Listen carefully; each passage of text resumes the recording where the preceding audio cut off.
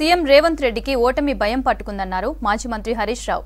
ఓడిపోతే సీఎం పదవి నుంచి దింపేస్తారని అలా మాట్లాడుతున్నారన్నారు హరీష్. అందుకే దేవుళ్లపై ఒట్టు పెట్టుకుంటున్నారన్నారు మాజీ మంత్రి. ఇక మాజీ మంత్రి మల్లారెడ్డిపై చర్యలకు పార్టీ పరిశీలిస్తుందన్నారు. రేవంత్ రెడ్డి గారు హైదరాబాద్ లో ప్రెస్ మీట్ పెట్టారు సాయంత్రం పూట. రేవంత్ రెడ్డి గారు ప్రెస్ మీట్ చూసిన తర్వాత ఒక విషయం స్పష్టమైంది, ఏంటంటే ఆయనకు ఓటమి భయం పట్టుకున్నది. పార్లమెంట్ ఎన్నికల్లో కాంగ్రెస్ పార్టీ ఓడిపోతే ఆయనను దించేస్తారనేటువంటి భయం ఆయన మాటల్లో, ఆయన ముఖంలో స్పష్టంగా కనబడతా ఉంది.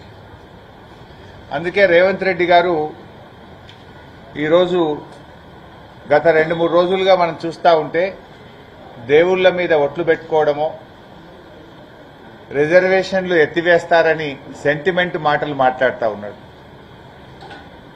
ఆయన ఈ ఎన్నికలు తన పాలనకు రెఫరెండంగా చెప్పినటువంటి రేవంత్ రెడ్డి ఈరోజు భయంతో సెంటిమెంటల్ మాటలు మాట్లాడుతున్నాడు.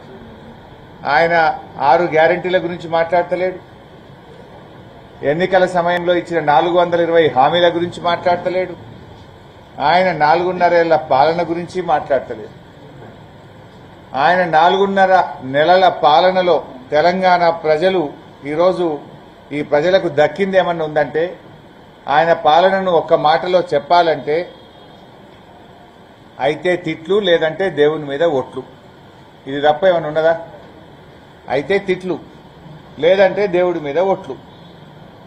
ఏ ఊరికి పోతే ఆ దేవుడి మీద ఒట్టు పెట్టి ప్రజల్ని మరోసారి మాయ చేసే ప్రయత్నం చేస్తున్నారు రేవంత్ రెడ్డి గారు.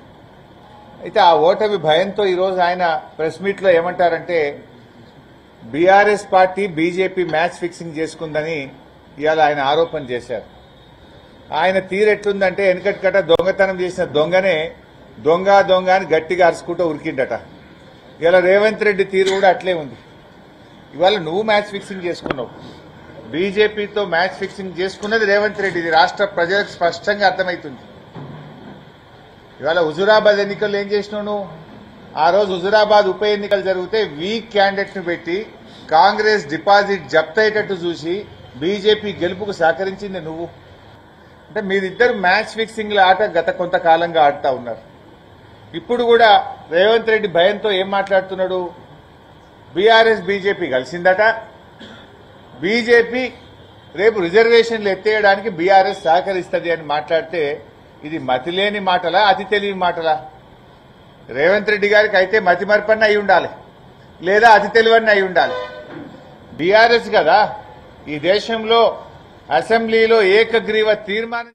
ముఖ్యమంత్రి రేవంత్ రెడ్డి గారు హైదరాబాద్ లో ప్రెస్ మీట్ పెట్టారు సాయంత్రం పూట.